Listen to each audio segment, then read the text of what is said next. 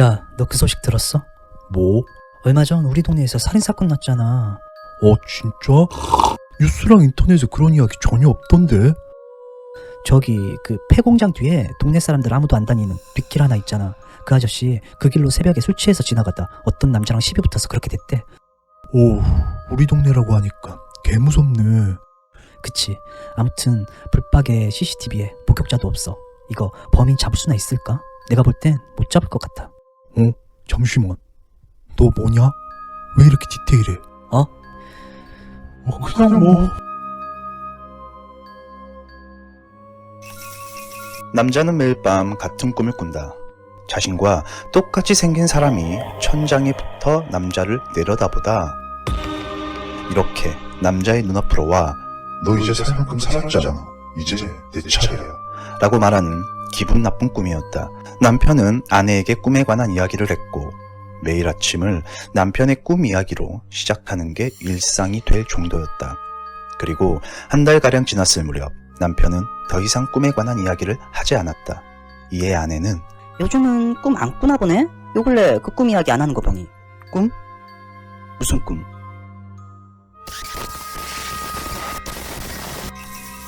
집에 가던 지하철 안이었다. 뭐야?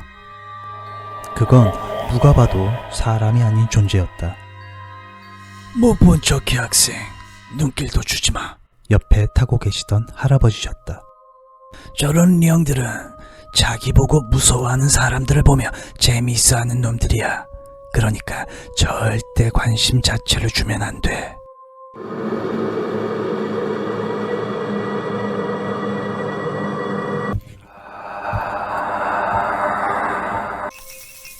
어렸을 때부터 난 사람이 아닌 존재를 볼 수 있었다.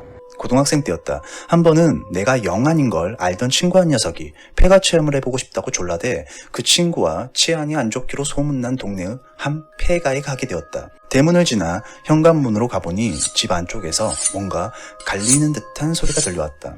그리고 우리가 집 안으로 들어서는 순간 그 소리는 멈췄다. 난 황급히 친구를 데리고 폐가를 나와 미친 듯이 뛰어 도망쳤다.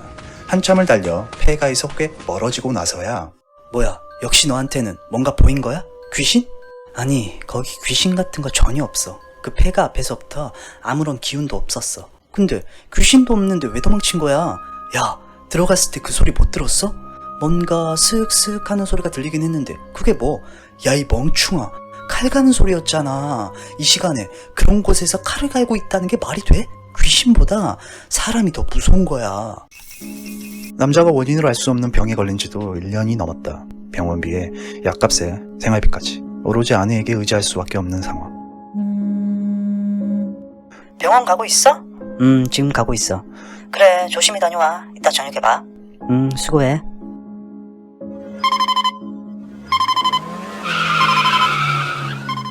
저희 땡땡씨 부인 되시죠? 네, 그런데요. 여기 경찰서인데요. 남편분께 사고가 생기셨는데 안타깝게도 현장에서. 네? 알겠습니다. 지금 바로 갈게요.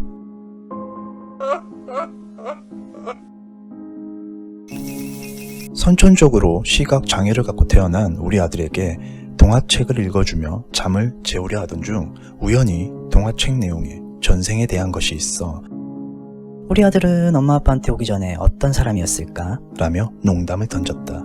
그러자 아들이 갑자기 일어나더니 자신은 예전에 지휘자였다며 지휘자처럼 후공의 팔을 막 휘저어댔다. 아들을 재우고 남편에게 이 이야기를 해줬다. 그러자 남편은 의아해하며 어라?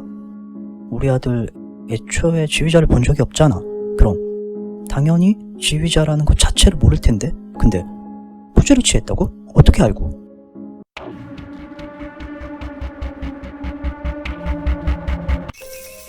내가 야간 알바를 했던 편의점 근처에 꽤 유명한 심령 스팟이 있어 그곳에 다녀오는 심령 덕후 손님들이 꽤 있었다. 그날도 거기 다녀온 것으로 보이는 손님들이 가게에 왔고 난 일부러 인원수보다 젓가락 하나를 더 챙겨주는 작은 장난을 쳤다. 5분이시죠? 아닌데요. 저희 3명인데. 왜 그래요? 무섭게. 나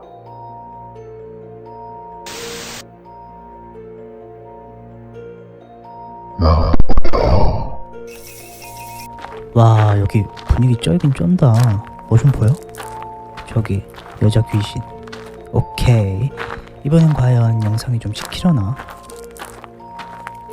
저기도 다리 없는 귀신. 그렇게 한참을 둘러보던 두 사람. 저기 또 하나 있다.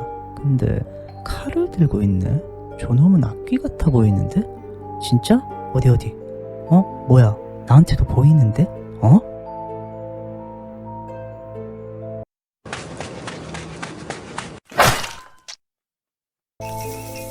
바로 앞에 미래까지도 내다본다는 용하다는 점쟁이가 있었다. 명성답게 2달이 넘는 예약 대기 순서를 기다렸고 드디어 이 남자의 차례가 되어 점집으로 향했다. 하는 일마다 잘 안 풀리는데 제가 어떻게 하면 좋을까요? 제 미래를 좀 내다봐 주십시오. 전 성공할 수 있을까요? 이놈 눈에 살기가 가득해. 그 살기가 네 앞길을 막고 있어. 네? 아무튼 어디 한번 보자. 어디 보자. 그리곤 갑자기 점쟁이는 미친 듯 뛰어 도망쳤다. 아, 진짜 용하네.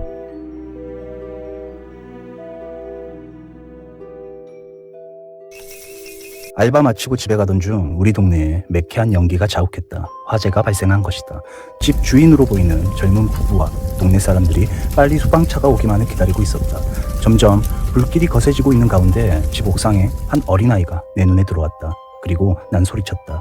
그런데 주변 사람들 모두 어이없어하며 날 이상한 사람 보듯 쳐다만 볼 뿐이었다. 그때 한 아주머니께서 총각, 저 집에 아이 없어요. 저 부부 2사람만 살아요. 네? 그리고 옥상에 아무도 없구만 뭘. 벙찐 채 그 아이를 다시 쳐다보니 뭔가 모를 위화감이 느껴졌고 그 순간 내 귀에 선명하게 들렸다.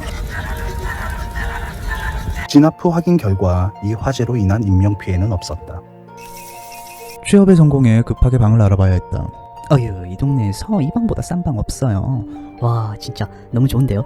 근데 실은 이 방에서 젊은 여자 귀신을 봤다는 전세입자들이 많았거든. 돈도 없고 이 집안은 안 될 것 같은데. 괜찮습니다. 계약할게요. 객기였다.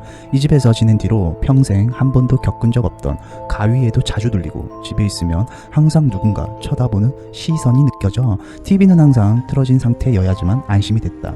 그렇게 한 달 동안 뭔지 모를 소름 끼침과 공포 속에서 살다 도저히 안 되겠다 싶어 귀신 보는 신기 있는 친구 한 놈을 집으로 불렀다. 왜? 역시 뭔가 보여? 설마 전에 사람들이 봤다던 그 여자인가? 아무래도 그런 것 같은데. 젊은 여자야. 근데 존나 이뻐.